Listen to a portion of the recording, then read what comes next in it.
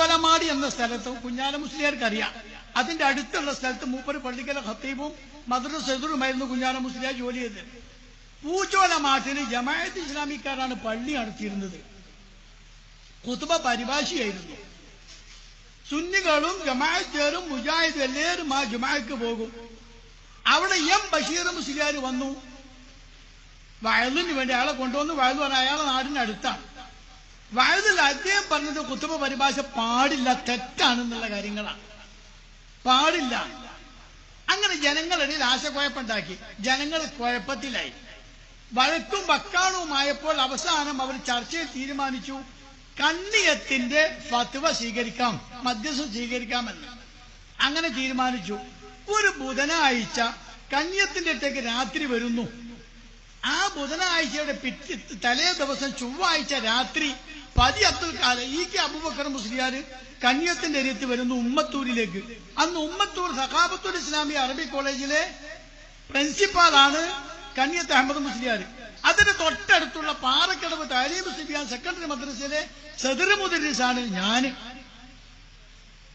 രാത്രി കണ്ട് എന്റെ അടുക്കൽ കുട്ടികൾ വരുന്നു. നിങ്ങളോട് പള്ളി ചെല്ലാൻ പറഞ്ഞു, ഉമ്മത്തൂർ ചെല്ലാൻ പറഞ്ഞിട്ടുണ്ട്. ആര്? ബീരാൻകുട്ടി മുസ്ലിയാർ. ബീരാൻകുട്ടി മുസ്ലിയാർ എന്ന് പറഞ്ഞാൽ ഞങ്ങൾ അബ്ദുറഹ്മാൻ നഗർ പഞ്ചായത്തിലുള്ള ഒരു പണ്ഡിതനാണ്. ഒരു ദൈവമത് തഹസീലാണ്, പണ്ഡിതനാണ്. എന്താ സംഭവം എന്ന് ചോദിച്ചു. ഇ.കെ. അബൂബക്കർ മുസ്ലിയാർ വന്നിട്ടുണ്ട് എന്തോ ചർച്ച ചെയ്യാൻ വേണ്ടി. അപ്പൊ ഞാൻ ചെന്നപ്പോ അദ്ദേഹം നിലത്തിരിക്കുകയാണ്. കണ്ണിയത്ത് അഹമ്മദ് മുസ്ലിയാർ കട്ടുമ്പ കിടക്കുകയാണ്. ഞങ്ങൾ തൊട്ടടുത്ത റൂമിൽ ഇരിക്കുന്നത് അയ്യന്തൽ ഉണ്ടാക്കിയ ഒരു കുഞ്ഞബ്ദുള്ള മുസ്ലിയാരുണ്ട്, അവിടുത്തെ വൈസ് പ്രിൻസിപ്പാള്. ഒരു ബഷീറുദ്ദീൻ മൗലവി ഉണ്ട്. കക്കോവുകാരനുണ്ട്, സയ്യിദ് മരക്കാർ, അബ്ദുൽ മക്കാരൻ സയ്യിദ് മരക്കാരുണ്ട്. ഈ ബീരാൻകുട്ടി മുസ്ലിയാരുണ്ട്. ഈ ഉള്ള ഞാനുമുണ്ട്. ഞങ്ങൾ 5 പേരുണ്ട്. ഞങ്ങൾ ജനാലയത്തിലുള്ള കൂടെ നോക്കി കാണുന്നു. ഇ.കെ. അബ്ദുൽ മുസ്ലിയാർ പറഞ്ഞു കൊടുക്കാൻ നാളെ ബഷീർ മുസ്ലിയാരും ചെറുക്കാരും ഇവിടെ വരും. അവിടെ ഖുതുബ പരിഭാഷയായിരുന്നു, ജമാഅത്തുകാരാണ് നടത്തിയിരുന്നത്. ബഷീർ മുസ്ലിയാർ വയലിൽ പറഞ്ഞ് അവിടെ ഒരു കുഴപ്പത്തിലായിട്ടുണ്ട്. ഇവിടുത്തെ മധ്യസ്ഥമാണ് സ്വീകരിക്കുക. ഓല് വരുമ്പോ ഖുതുബ പരിഭാഷ ഹറാമാന്ന് പറയണം.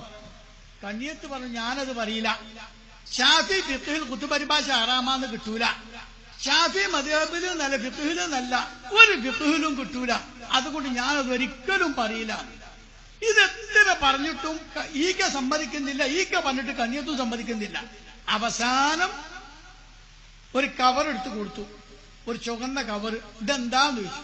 അത് പൈസയാണ്, കായാണ് എന്നാണ് പറഞ്ഞ വാക്ക് പറയാൻ. കായാണ്. എത്ര ഉണ്ട്? 50 ഉറുപ്പ്യ ഉണ്ടെന്നാണ്. അത് വാങ്ങി തലേന്റെ വീട്ടിലവിടെ വെച്ചു. എന്നിട്ട് വന്ന ഇങ്ങോട്ട് പറയാം, അത് ഞാനോട് പറഞ്ഞു കൊടുക്കാം.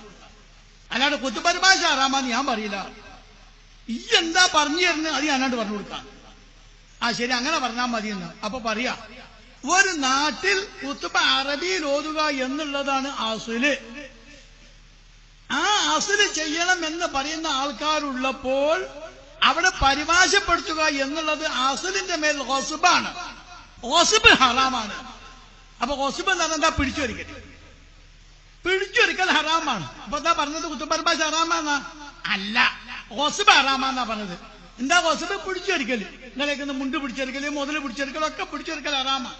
അപ്പൊ അസ്ലിന്റെ ഗസ്ബ് ഹറാമാണ്. ഇത് കണ്ണിയത്ത് അഹമ്മദ് മുസ്ലിയാർ ഒരു 4-5 പ്രാവശ്യം മടക്കി പറഞ്ഞ ഇത് ഞാൻ പറയാം. ഇതിന് ഖുതുബ പരിഭാഷ ഹറാമാന്നൊന്നും പറയില്ല. അത് ഞാൻ ഒരിക്കലും പറയില്ല. ഇത് ഞാൻ അങ്ങോട്ട് പറയാന്ന് പറഞ്ഞു. അങ്ങനെ രാത്രി ഒരു 2:30 മണി 3 മണി ആയിട്ടുണ്ടാവും. കണ്ണിയത്ത് ഇ.കെ. പോയി. ഞാനും ഒരു സൈക്കിളുമേൽ പാലക്കടവിലേക്ക് ഞാനും പോയി. പിറ്റേന്ന് നേരം വെളുത്തു. ഒരു 10:30 മണിക്ക് ഞാൻ റോട്ടുമേൽ നിൽക്കുമ്പോ ബഷീറും മുജീറും പാർട്ടിയും വരുന്നുണ്ട്. ഞാൻ എനിക്ക് അറിയുന്ന ആൾക്കാരായിരുന്നില്ല. ചെറൂർ എന്റെ അടുത്ത നാടാണ്. നിങ്ങൾ ഖുതുബ പരിഭാഷ ഹറാമാക്കാൻ വരികയല്ലേ എന്ന് ചോദിച്ചു. എന്തേന്ന് ചോദിച്ചു. അല്ല, എന്നാലും ഇ.കെ. അവിടെ വന്നിരുന്നു. ഇങ്ങനെയൊക്കെ കണ്ണിയത്തിന് പഠിപ്പിച്ചു കൊടുത്തിട്ടുണ്ട്. ഇതാണ് സംഭവം. ഹറാമാന്ന് നിങ്ങൾക്ക് കിട്ടുള്ളൂ, ഖുതുബ ഹറാമാന്ന് പറയുന്നു. അപ്പൊ ബഷീർ വലിയ ചോദിച്ചാൽ എന്താ അങ്ങനെ എന്താ പറഞ്ഞതെന്ന് വെച്ചാൽ ഖുതുബ ഇന്നലെ ഇ.കെ. മന്ദിന്റെ കഥ പറഞ്ഞതാ ഞാൻ. മൂപ്പരെ പിന്നെ അതിന്റെ അവസ്ഥ പറയാനില്ലല്ലോ. മൂപ്പർ അങ്ങോട്ട് പോയി അതേ രൂപത്തിൽ തിരിച്ചിങ്ങോട്ടും പോന്നു. ഇപ്പൊ എങ്ങനെ ഉണ്ട് എന്ന് ചോദിച്ചാൽ ഇത് കഴിഞ്ഞു. ഇവരൊക്കെ അങ്ങ് പോയപ്പോ ഞാൻ നേരെ പോയി പാറക്കടവ് പള്ളിയിൽ ഖാദിയാർ അടുക്കല്. കണാരന്റെ അഹമ്മദ് മുസ്ലിയാർ എന്ന് പറഞ്ഞാൽ നല്ലൊരു ഫഖീഹാണ്, പണ്ഡിതനാണ്, പക്വമതിയാണ്, വിവരമുള്ള ആളാണ്. മൂപ്പരോട് എന്ത് വിവരങ്ങളൊക്കെ പറഞ്ഞു. പക്ഷെ മൂപ്പര് പറഞ്ഞ വിവരം ഇപ്പൊ നിങ്ങളോട് ഞാൻ പറയുന്നില്ല. പടച്ചോനിലും പരലോകത്തിലും വിശ്വാസം ഒരു കൂട്ടർക്കുണ്ടെങ്കിൽ സ്വതര ഇമ്മാതിരി വർത്താനം ഒരു നാടൻ പറയില്ല. എന്നിട്ടല്ല പണ്ഡിതൻ. അള്ളാഹുവിലും പരലോകത്തിലും വിശ്വാസമുള്ള ഒരുത്തനാണെങ്കിൽ